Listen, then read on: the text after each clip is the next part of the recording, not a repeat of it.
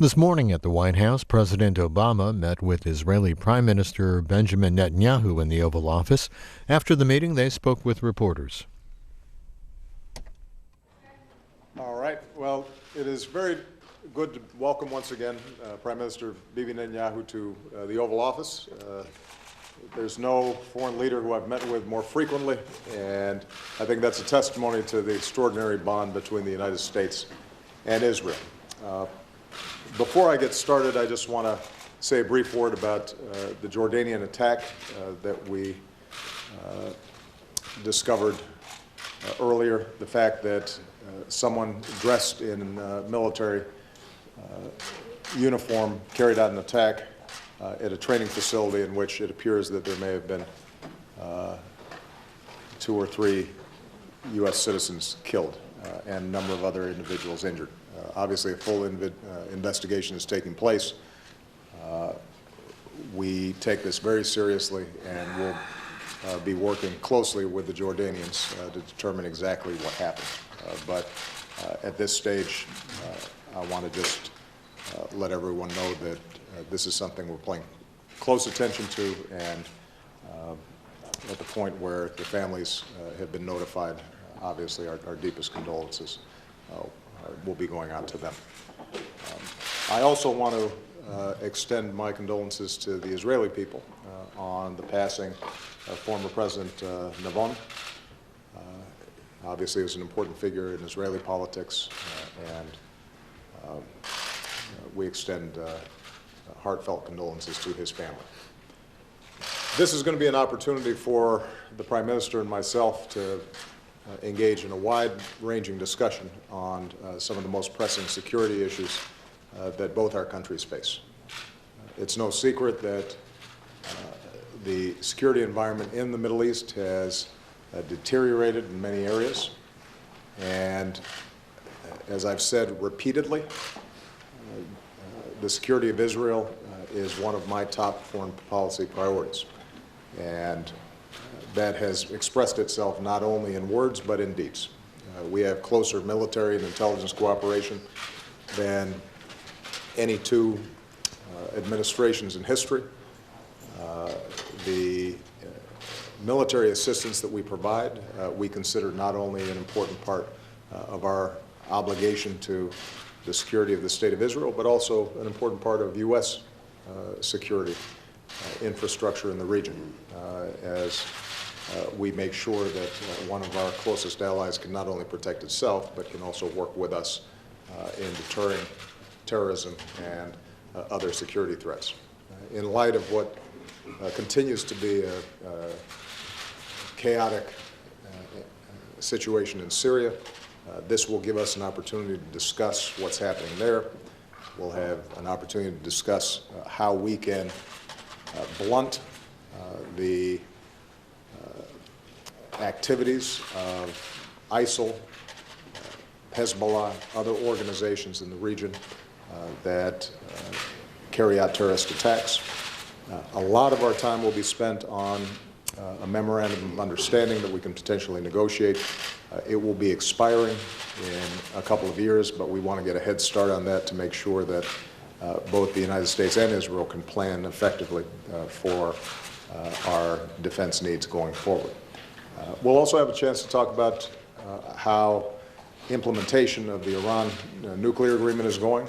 It's no secret that the Prime Minister and I have had a strong disagreement on this narrow issue, but we don't have a disagreement on the need to making sure that Iran does not get a nuclear weapon, and we don't have a disagreement about the importance of us blunting destabilizing activities that Iran may be taking place. And so we're going to be looking to make sure that we find common ground there.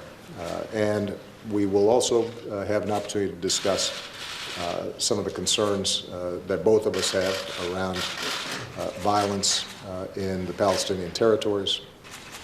I want to be very clear that we condemn in the strongest terms Palestinian violence against innocent Israeli citizens. And I want to repeat once again, it is my strong belief that Israel has not just the right but the obligation to protect itself. I also will discuss with Prime Minister his thoughts on how we can lower the temperature between Israeli and Palestinians, how we can get back on a path towards peace, and how we can make sure that legitimate Palestinian aspirations are met through a political process, even as we make sure that Israel is able to secure itself. And so there's going to be a lot of work to do with too little time, which is why I will stop here and just once again say welcome. Thank you. Thank you. Thank you.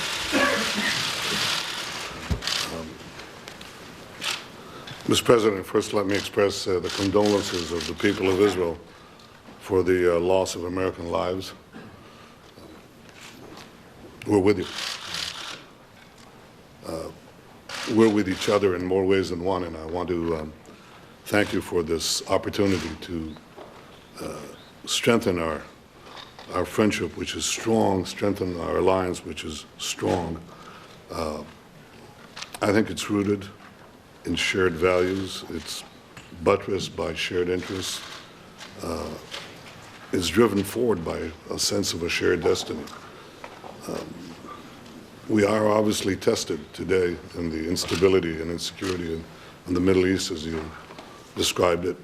I think everybody can see it with the savagery of ISIS, with the aggression and terror by Iran's proxies and by Iran itself, and the combination of turbulence has now displaced millions of people, has butchered hundreds of thousands, and we don't know what will transpire.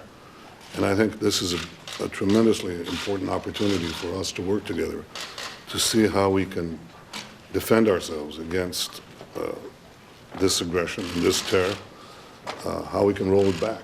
It's a daunting task. Equally, I want to make it clear that we have not given up our hope for peace. We'll never give up our hope for peace. And I remain committed to a vision of peace, of two states for two peoples, a demilitarized Palestinian state that recognizes the Jewish state.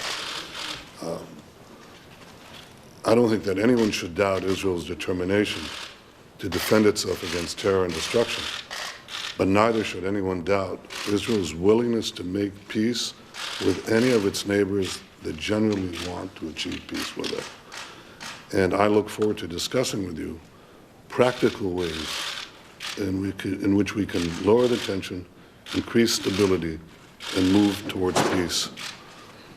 And finally, Mr. President, I want to thank you for your commitment to further bolster Israel's security in the memorandum of understanding that we're discussing. Israel has shouldered a tremendous defense burden over the years, and we've done it with the generous assistance of the United States of America. And I want to express my appreciation to you, the appreciation of the people of Israel to you, for your efforts in this regard during our years of common service and what you are engaging in right now. How to bolster Israel's security, how to maintain Israel's qualitative military edge so that Israel can, as you've often said, defend itself by itself against any threat. So for all these reasons, I want to thank you again for your hospitality, but even more so for sustaining and strengthening the tremendous friendship and alliance between Israel and the United States of America. Thank you very much, Mr. President. Thank you. Good. Thank you very much, everybody. Thank you. I'm the leading state sponsor of terrorism.